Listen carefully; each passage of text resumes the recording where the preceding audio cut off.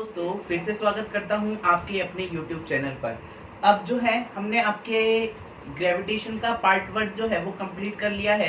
अब हम पार्ट 2 पर आ रहे हैं। पार्ट 2 में हम क्या क्या करेंगे, आइए स्टार्ट करते हैं। तो intensity of gravitational field due to a solid sphere, हम क्या करेंगे, इनकी फॉर्मूले का डेरिवेशन नहीं करेंगे, हमें डेरिवेशन की नीड नहीं है। हम क्या करेंगे, थ्योरेटिकल हमें क्या करें, डायरेक्ट हमें फॉर्मूला नीड है। तो फॉर्मूला नीड है, अगर मैं बात करता हूँ एक ग्रेविटेशनल फील्ड की, अगर मैं बात करता हूँ, ये मेरे पास है सॉलिड स्फीयर, ठीक है। अगर हम इसमें बात करते हैं, इसमें में 3 तरीके से पॉइंट पॉसिबल हो सकते हैं। एक पॉइंट इनसाइड हो सकता है, एक पॉइंट क्या हो सकता है आउटसाइड, और एक पॉइंट क्या हो सकता है इसके सरफेस पर पॉसिबल हो सकता है। तो अगर हम आउटसाइड बात करते हैं, आउटसाइड जो है वो इंटेंसिटी जो होती है हमारे पास ग्रेविटेशनल फील्ड की, वो कितनी होती है, मैं मान ले रहा हूं यहाँ से डिस्टेंस जो है इसके सेंटर से कितनी है, r। तो ये कितना हो जाएगा आपका gm/r², ठीक है। अगर हम बात करते हैं सरफेस पर, सरफेस पर अगर हम बात करते हैं तो r जो है ये पॉइंट क्या हो जाएगा, इसके रेडियस ऑफ सॉलिड स्फीयर के बराबर हो जाएगा। यहाँ पर r बराबर स्मॉल r, तो यहाँ पर इंटेंसिटी ऑफ ग्रेविटेशनल फील्ड जो है वो कितनी आ जाएगी आपकी gm/r² के बराबर, ठीक है। अगर हम बात करते हैं इनसाइड, अगर मैं बात करता हूँ इनसाइड में बात करता हूँ तो हमारे पास इंटेंसिटी ऑफ ग्रेविटेशनल फील्ड कितनी आती है। इंटेंसिटी ऑफ ग्रेविटेशनल फील्ड जो है वो हमारे पास, इसका फॉर्मूला होता है gm/r³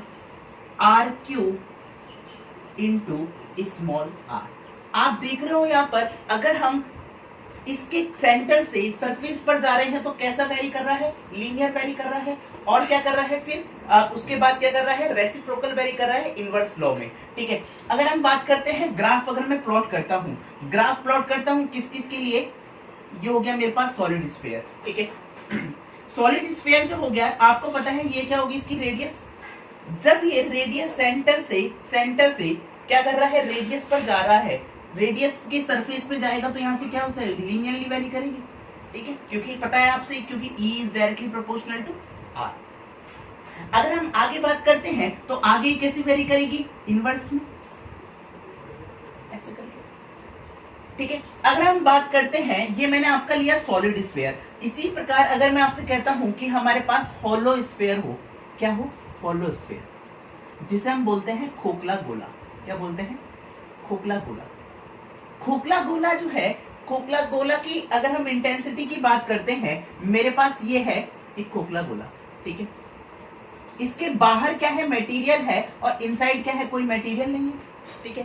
तो इसमें अगर हम बात करते हैं 3 पॉइंट्स की, कौन कौन सी, एक तो आउटसाइड पॉइंट, एक हो गया हमारे पास सरफेस पर, और एक हो गया हमारे पास इनसाइड, ठीक है। आउटसाइड जो होता है वो क्या होता है हमारे पास, सिमिलरली होती है E is directly proportional to gm/r², ठीक है। सरफेस पर जो होती है, सरफेस पर इंटेंसिटी हमारे पास क्या होती है, ये क्या हो जाएगी, मैक्सिमम हो जाएगी। इनसाइड अगर मैं पॉइंट लेता हूँ, इनसाइड अगर आप होलो स्फीयर के इनसाइड पॉइंट लेते हैं तो इंटेंसिटी जो निकल कर आती है वो क्या आती है, 0। आप देख रहे हो कि इंटेंसिटी इस पॉइंट पर, आपको पता है इस पॉइंट पर इंटेंसिटी निकालनी है, तो ये देखो ये क्या कर रहा है, चारों तरफ से क्या कर रहा है, बैलेंस कर ले रहा है। तो इसके लिए हमारे पास क्या है, इंटेंसिटी क्या है, इनसाइड पॉइंट होलो स्फीयर के लिए क्या है, 0 है। अगर आप ग्राफ प्लॉट करते हैं, अगर आप ग्राफ प्लॉट करेंगे यहाँ पर, आप देखो आपको क्या, ये क्या है हमारे पास होलो स्फीयर, इनसाइड क्या हमारे पास कोई इंटेंसिटी है, नहीं है, इंटेंसिटी नहीं है, ये हो जाएगा आपका इनसाइड, ठीक है। ये हो जाएगा, सडनली एकदम बढ़ेगी किस पर, रेडियस के r होने पर, ठीक है। कितने हो जाएगी, gm/r²। उसके बाद क्या होगा फिर, ये रेसिप्रोकल क्या करेगी, इनवर्स स्क्वायर में क्या करने लगेगी, घटने लगेगी, ठीक है। आगे बात करते हैं हम, आप लोग इतना नोट डाउन करिए जल्दी से, आगे बात करते हैं फिर आगे स्टार्ट करते हैं हम। Gravitational potential due to a solid sphere, गुरुत्वीय विभव ठोस गोले के कारण। आपको पता है हम, ये मेरे पास क्या है, एक सॉलिड स्फीयर है, ठीक है। इसमें हम कौन कौन से पॉइंट लेते थे, 3 पॉइंट, कौन कौन से, एक हो गया आउटसाइड बाहर, एक हो गया आपका इनसाइड पॉइंट, और एक हो गया आपका सरफेस पर, ठीक है, ठीक। अगर हम बात करते हैं इनसाइड आउटसाइड पॉइंट की, आउटसाइड पॉइंट क्या होता है हमारे पास, अगर मेरे पास ये पॉइंट बाहर है तो ये डिस्टेंस कितनी हो गई, स्मॉल आर। तो हमारे पास ये जो होता है ग्रेविटेशनल पोटेंशियल, जिसे हम किससे शो करते हैं, v से, इसका मान कितना होता है, माइनस का gm अपॉन स्मॉल आर। ठीक है, अगर हम इनसाइड पॉइंट की बात करते हैं, अगर मेरे पास पार्टिकल क्या हो, इनसाइड हो, ठीक है, तो हमारे पास ग्रेविटेशनल पोटेंशियल जो है वो कितना निकल कर आता है, वो आता है आपका gm अपॉन 2r³ ब्रैकेट, ये हो जाएगा 3 स्क्वायर r स्क्वायर माइनस का r स्क्वायर। ठीक है, मतलब अगर आपको पता है कि r जो है यहां से कहां से ले रहे हो आप, सेंटर से। ठीक है, अगर मैं सेंटर पर बात करता हूं, एट सेंटर, कि मेरे पास ग्रेविटेशनल पोटेंशियल कितना निकल कर आया है, तो इस टाइम आपकी r की वैल्यू कितनी हो जाएगी, 0।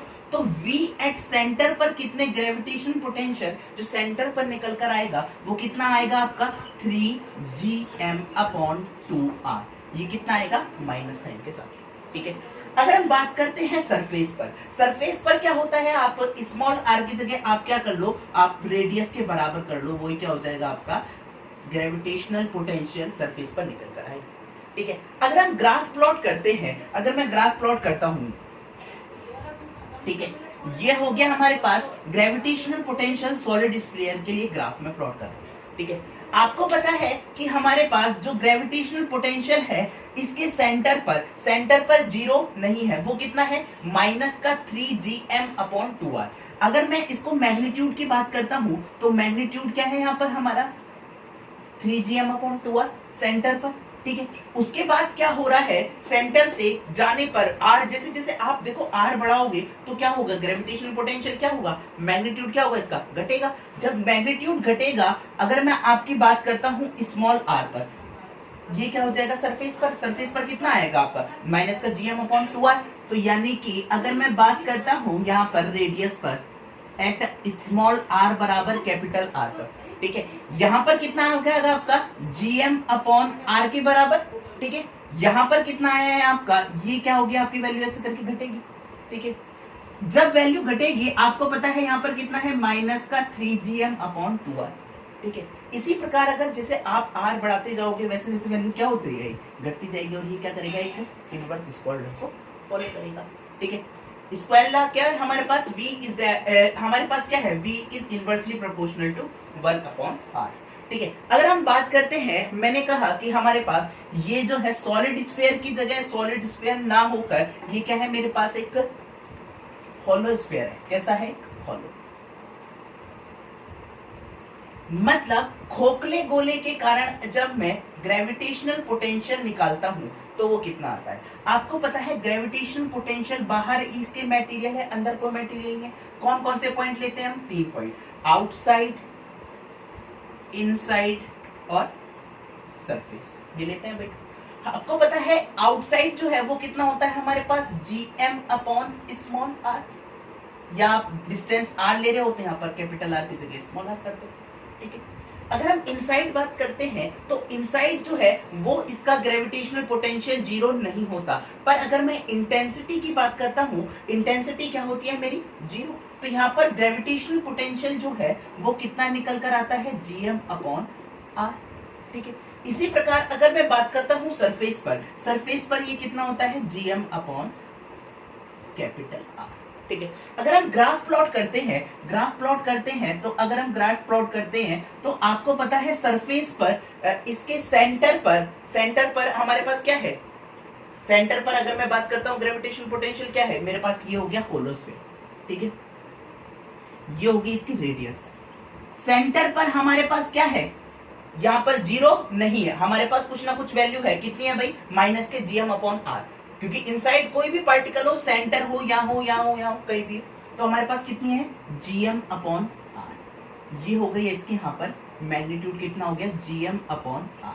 ठीक है, इसके बाद क्या हो रहा है हमारे पास, r की वैल्यू जैसे जैसे आप बढ़ाओगे तो ग्रेविटेशन पोटेंशियल क्या होता जाएगा, घटता जाएगा। इसके बाद कैसा होगा, इससे करेंगे फॉलो। ठीक है, यानी कि मैं कह सकता हूं सरफेस से, सेंटर से सरफेस तक क्या होगा, मैक्सिमम होगा, और उसके बाद क्या होगा, घटने लगेगा। ठीक है, आगे बात करते हैं हम केपलर्स लॉ की। केपलर्स लॉ जो है आपके एग्जाम पॉइंट ऑफ व्यू से बहुत ज्यादा इंपॉर्टेंट है, ठीक है। तो केपलर्स लॉ स्टार्ट करते हैं हम। केपलर्स लॉ जो है वो आपका क्या है, केपलर ने हमारे पास ग्रहों की गति के नियम दिए थे। उन्होंने क्या कहा, उन्होंने 3 लॉ दिए थे। अगर हम फर्स्ट लॉ की बात करते हैं जिसे हम ऑर्बिटल लॉ, कक्षीय नियम या इलिप्टिकल लॉ भी कहते हैं। इन्होंने कहा कि फर्स्ट लॉ के अकॉर्डिंग इन्होंने कहा कि हमारे पास जो है सभी ग्रह जो हैं वो क्या कर रहे हैं, सूर्य के चारों ओर, किसके चारों ओर, सूर्य के चारों ओर एक दीर्घवृत्ताकार कक्षा में चक्कर लगा रहे हैं। और सूर्य क्या है, सन जो है वो इनके फोकस पर स्थित है, ठीक है। अगर मैं बात करता हूं यहां पर डेफिनेशन की, तो all the planets revolve around the sun in elliptical path। कौन से पाथ पर, elliptical path, and sun is placed at foci। मतलब फोकस पर क्या होता है, हमारे पास क्या होता है, सन क्या होता है, प्रेजेंट होता है, ठीक है। अब हम बात करते हैं सेकंड लॉ की। सेकंड लॉ भी बहुत ज्यादा इंपॉर्टेंट होता है आपके एग्जाम पॉइंट ऑफ व्यू से, ठीक है। सेकंड लॉ क्या कहता है, सेकंड लॉ ये कहता है कि हमारे पास क्या है, अगर कोई ग्रह है, ठीक है, वो इतने टाइम पर डेल्टा टी समय में इतना एरिया कवर करता है, ठीक है, तो अगर वो ग्रह दूर है किससे, सन से, तो वो सेम टाइम पर उतना ही एरिया क्या करेगा, कवर करेगा। मतलब मैं कह सकता हूं कि सेम समय अंतराल में सेम क्षेत्रफल को क्या करेगा, पार करेगा। मतलब कह सकता हूं यहां से कि all the planet cover same aerial distance या same area within same interval of time, ठीक है। अगर हम बात करते हैं सेकंड लॉ की, सेकंड लॉ जो होता है एक इंपॉर्टेंट है। इसको सेकंड लॉ को ये कहा गया है कि ये किस पर कंजर्व करता है, कंजर्वेशन ऑफ मोमेंटम पर वर्क करता है, angular momentum, conservation of angular momentum पर वर्क करता है। अगर मैं बात करता हूं, आपको पता है कि एंगुलर मोमेंटम जो होता है वो कैसे निकालते हो, अगर आप टॉर्क को डिफरेंशिएट करते हो टाइम के रेस्पेक्ट में, तो आपका क्या निकल के आता है, एंगुलर मोमेंटम। आपको पता है अगर आपको फोर्स चाहिए तो फोर्स के लिए आप क्या करते हो, dp अपॉन dt, ये करते हो। तो आपको अगर टॉर्क चाहिए तो टॉर्क के लिए आप यहाँ पर फोर्स को किससे रिप्लेस करोगे, टॉर्क से, और इसे क्या लिखोगे, dj लिख लो या dl लिख लो, l से भी रिप्रेजेंट करते हैं। तो यहाँ पर इस स्थिति में जब वो एक सर्कुलर पाथ पर, इलिप्टिकल पाथ पर मूव करता है तो उस टाइम उस पर कोई भी टॉर्क नहीं लगता है। तो मेरे पास dj यहाँ से क्या आ जाएगा, 0 के बराबर। तो मैं कह सकता हूं J1 जो है वो किसके बराबर आ जाएगा, आपके J2 के। तो J1 जो आपको पता है क्या होता है, एंगुलर मोमेंटम, mvr। ये क्या होता है, mvr, ठीक है। मास क्या है यहाँ पर, सेम है। वेलोसिटी देखो यहाँ पर अलग अलग हो गई है, ठीक है। मतलब कहने का मतलब ये है v1r1 बराबर v2r2। अगर कहने का मतलब ये है कि अगर यहाँ से डिस्टेंस r1 है, ये डिस्टेंस क्या है भाई, कम है। अगर ये डिस्टेंस कम है तो मेरे पास वेलोसिटी क्या होगी यहाँ पर, ज्यादा, ठीक है। अगर मैं बात करता हूं यहाँ पर डिस्टेंस क्या है, ज्यादा है, डिस्टेंस क्या है, ज्यादा, तो वेलोसिटी यहाँ पर क्या होगी, कम होगी, ठीक है। तो अगर हम बात करते हैं v बराबर आपको पता है क्या होता है, r इंटू ओमेगा, ठीक। अब यहाँ पर लिखते हैं r1 का होल स्क्वायर इंटू ओमेगा 1, ये कितना हो जाएगा, r2 का होल स्क्वायर इंटू ओमेगा 2। अगर हम एंगुलर वेलोसिटी का रेशियो निकालते हैं किसी भी दो प्लेनेट के लिए, ठीक है, तो वो कितना आता है हमारे पास, r1 का होल स्क्वायर अपॉन r2 का whole square, omega 2 upon omega 1। ठीक है, ये हो जाता है आपका सेकंड लॉ। अगर हम आगे बात करते हैं थर्ड लॉ की, केप्लर्स का जो थर्ड लॉ है वो हमारे लिए इंपॉर्टेंट होता है एप्लीकेशन पॉइंट ऑफ व्यू से। केप्लर थर्ड लॉ, केप्लर का थर्ड लॉ ये कहता है कि हमारे पास जो सन है उसके चारों ओर क्या कर रहा है, हमारे पास प्लैनेट घूम रहा है। इस प्लैनेट का जो हमारे पास टाइम पीरियड का स्क्वायर होगा वो इसकी डिस्टेंस से, सन से जो डिस्टेंस है उसके क्यूब के क्या होगा, डायरेक्टली प्रोपोर्शनल होगा। ये कहा था थर्ड लॉ। मतलब मैं कह सकता हूं square of time period of a planet is directly proportional to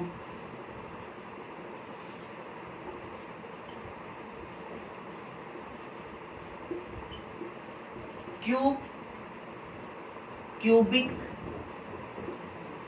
distance from sun। मतलब सन से जो डिस्टेंस होगी वो क्या होगी, क्यूबिक डिस्टेंस के क्या होगी, डायरेक्टली प्रोपोर्शनल होगी। ठीक है, अगर हम बात करते हैं टी स्क्वायर, ये क्या हो, यहाँ पर कुछ किस पुस्तक में हमारे पास ये भी लिखा है कि हमारे पास ये क्या होता है, इसकी सेमी मेजर एक्सिस के क्या होता है, क्यूब के डायरेक्टली प्रोपोर्शनल होता है। यहाँ पर मैं एक कांस्टेंट ऐड करूंगा, यहाँ पर क्या लिख सकता हूँ, ए क्यूब लिख लो या आप इसे आर क्यूब लिख लो। यही क्या हो जाता है आपका केप्लर्स का थर्ड लॉ। ठीक है, आगे स्टार्ट करते हैं, हम कुछ की पॉइंट्स की बात करते हैं। ठीक है,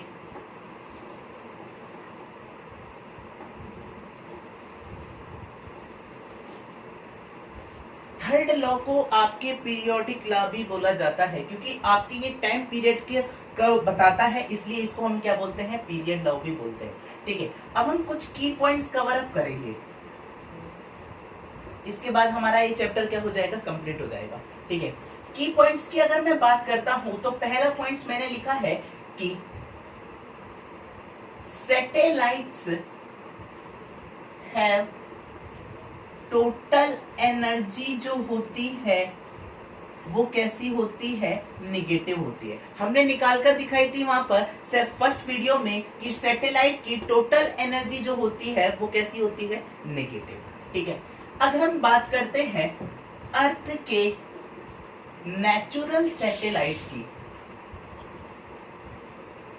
तो उसका क्या नाम है हमारे पास, मून।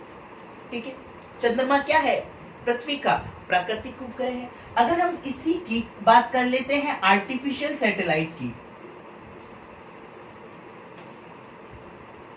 आर्टिफिशियल सैटेलाइट कौन कौन सा होता है आपका अर्थ के लिए, आपका कौन कौन सा होता है, आर्यभट्ट क्या है आपका आर्टिफिशियल सैटेलाइट है। ठीक है, रोहिणी जो है वो आपका क्या है, आर्टिफिशियल सैटेलाइट है। ठीक है, अर्थ के रेस्पेक्ट में। थर्ड अगर हम बात करते हैं, थर्ड मैंने कहा है कि हमारे पास जो फर्स्ट आर्टिफिशियल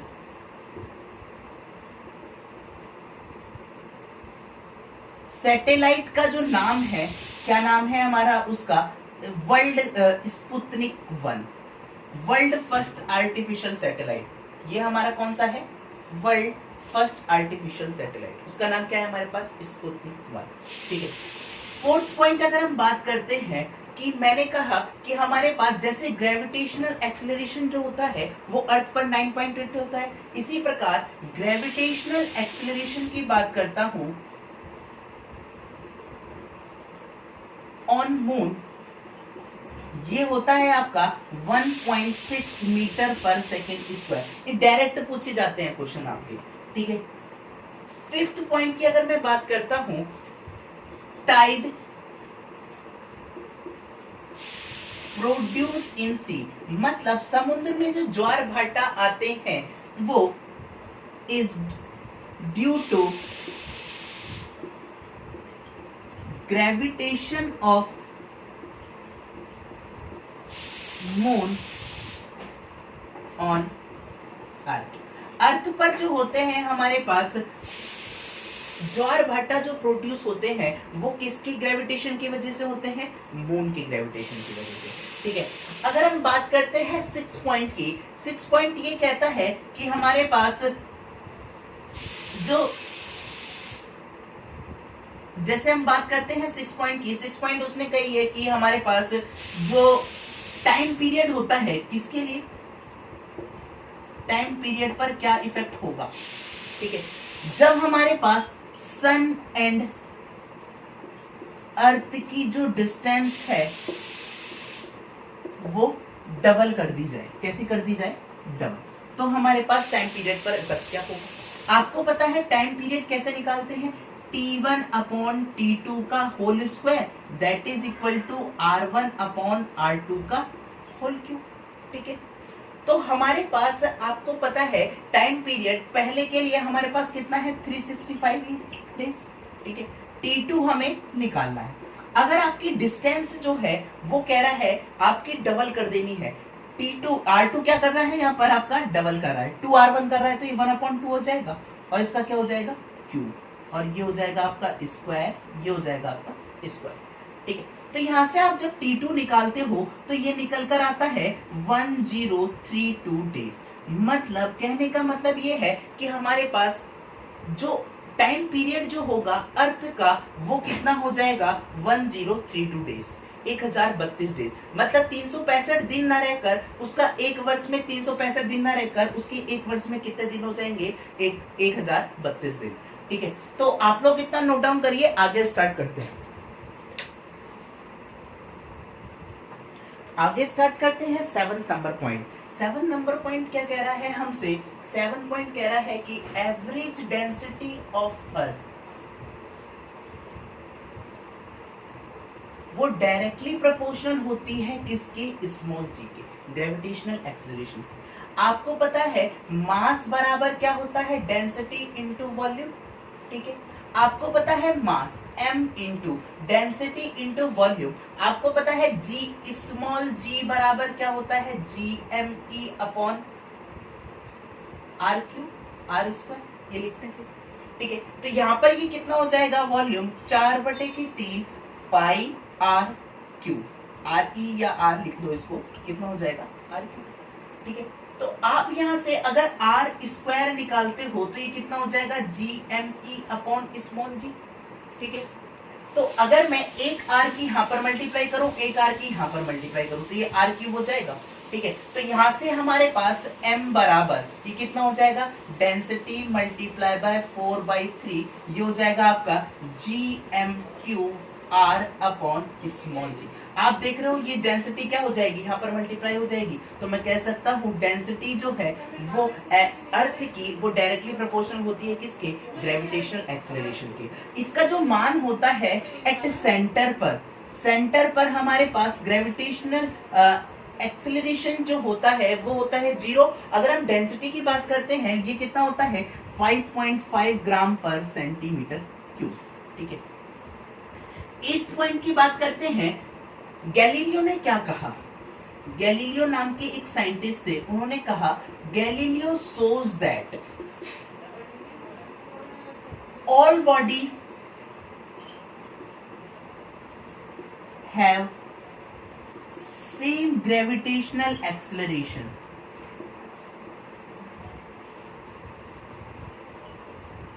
ठीक है, when air resistance not present. मतलब कहने का मतलब ये है कि अगर मैं किसी एक हल्की वस्तु है और एक भारी वस्तु है, ये पेन हल्का है और ये मार्कर क्या है? भारी है, अगर मैं इन दोनों को ड्रॉप करता हूं तो हमारे पास कौन पहले गिर के आएगा? मार्कर। तो अब हमें क्या करना है? उन्होंने कहा कि अगर हमारे पास इस एटमॉस्फेयर में अगर हमारे पास एयर रेजिस्टेंस ना हो, कोई एयर के पार्टिकल ना हो, तो हमारे पास जो हल्की वस्तु होगी और जो भारी वस्तु होगी उनका सेम टाइम पर वो क्या होंगे? हमारे पास नीचे आएंगे। ठीक है, आगे बात करते हैं हम 9 पॉइंट्स की। जो हमारे पास जो सैटेलाइट क्लोज टू सन है हमारे पास, अगर कोई सैटेलाइट हमारे पास क्लोज टू सन है, कौन सा है हमारे पास, बुध, तो बुध का जो टाइम पीरियड होता है वो आपको पता होना चाहिए, कितना होता है आपका 88 डेज। अब जो सन से सबसे ज्यादा दूरी पर स्थित है उसका नाम फॉर सैटेलाइट जो है उसकी अगर हम टाइम पीरियड की बात करते हैं तो वो कितना होता है आपका 165 ईयर। ठीक है, आगे अगर हम बात करते हैं 10th पॉइंट की, आप लोग जल्दी से इतना नोट डाउन करिए, आगे स्टार्ट करते हैं। 7th 8 9 पॉइंट आप जल्दी से लिखिए, इसको रिमूव करते हैं।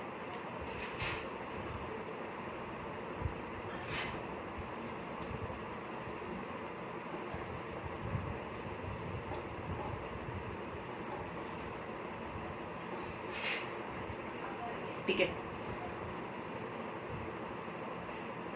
आगे स्टार्ट करते हैं 10 नंबर पॉइंट की। 10 नंबर पॉइंट ये कह रहा है कि हमारे पास जो ऑर्बिटल वेलोसिटी होती है वो क्या होती है, इंडिपेंडेंट होती है, किस पर, on mass, mass of satellite पर डिपेंड नहीं करती, कौन सी हमारे पास, ऑर्बिटल वेलोसिटी।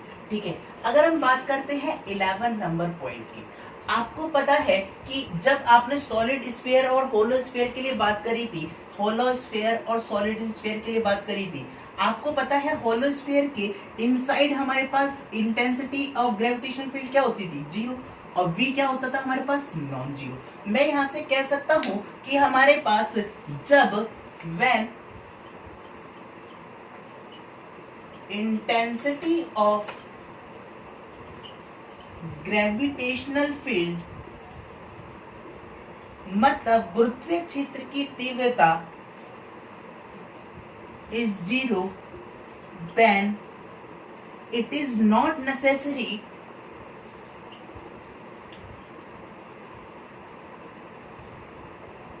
ग्रेविटेशनल पोटेंशियल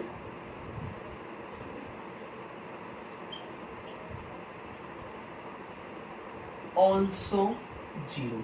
ये जरूरी नहीं है कि अगर हमारे पास E जीरो हो तो हमारे पास क्या होगा, V भी क्या होगा, जीरो होगा। एक बड़ा ही अच्छा क्वेश्चन है, ये कह रहा है कि the maximum and minimum distance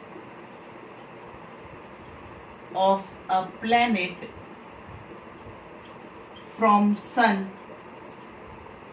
is R1 and R2। ठीक है, तो find the distance of the planet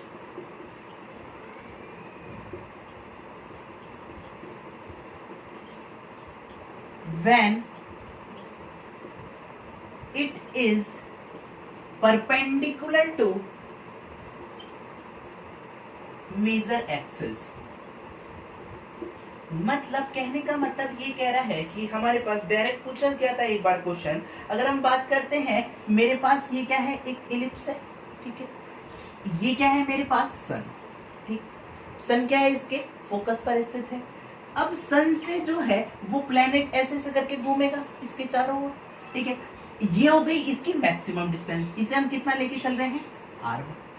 ये हो गई आपकी कौन सी, मिनिमम डिस्टेंस, जब आपका प्लेनेट यहां से घूमकर ऐसे आ जाएगा, ये कौन सी हो गई, R2। ये पूछ रहा है कि जब ये हमारे पास इस मेजर एक्सिस के परपेंडिकुलर हो तो ये वाली डिस्टेंस बताओ हम। ठीक है, मैंने मान लिया ये कितनी है मेरे पास, Q, और ये वाली जो डिस्टेंस है फोकस से ये मान ली मैंने P। ठीक है, अगर आपको इलिप्स ड्रॉ करना है तो आप क्या करोगे, आप सिंपल क्या करोगे, एक डोरी है, ठीक है, उसके सिरों को पकड़ोगे और यहां से क्या करोगे, ऐसे करके घुमा दोगे, क्या बन जाएगा, इलिप्स बन जाएगा। तो सिमिलरली मैं ये कह सकता हूं कि ये जो इसकी सेमी मेजर एक्सिस जो होगी वो इसकी डोरी की लंबाई के बराबर होगी।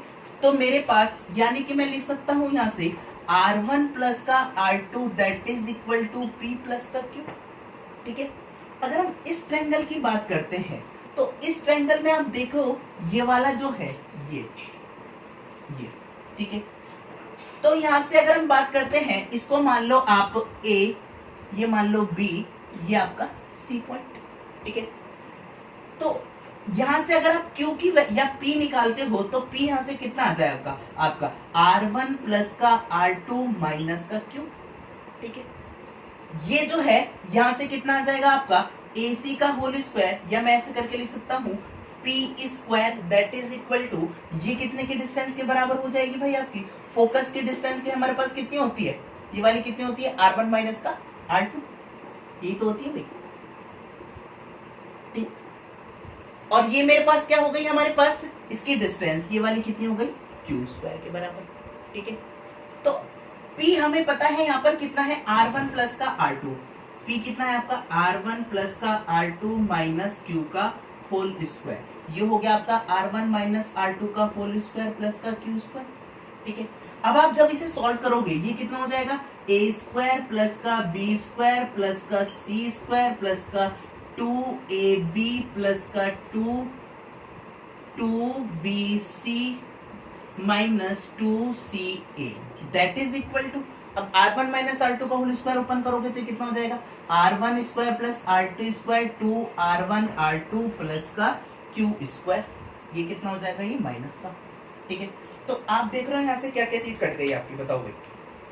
R1 स्क्वायर कट गया, R2 स्क्वायर कट गया, Q स्क्वायर से आपका Q स्क्वायर कट गया। ठीक है, तो यहाँ से आपका ये हो जाएगा आपका 4R1 R2 that is equal to, यहाँ से आप इधर ले जाओगे तो यहाँ से क्या कॉमन ले सकते हो आप 2Q कॉमन ले सकते हो, क्या हो जाएगा ये R1 प्लस का R2। ठीक है, अगर हम यहाँ से Q बराबर निकालते हैं तो Q बराबर कितना आ जाएगा आपका, Q बराबर ये हो जाएगा 2 दूनी 4 2R1 R2 upon R1 plus का R2, ये हो जाएगी हमारे पास डिस्टेंस। जब वो हमारे पास प्लेनेट क्या हो मेजर एक्सिस के सेमी मेजर एक्सिस के कैसा हो मेरे पास क्या परपेंडिकुलर। ठीक है, तो हमने जो है ये ग्रेविटेशन के मोस्टली जो है कॉन्सेप्ट जो है वो यहाँ पर क्लियर कर लिए हैं। ठीक है, तो thank you so much for watching.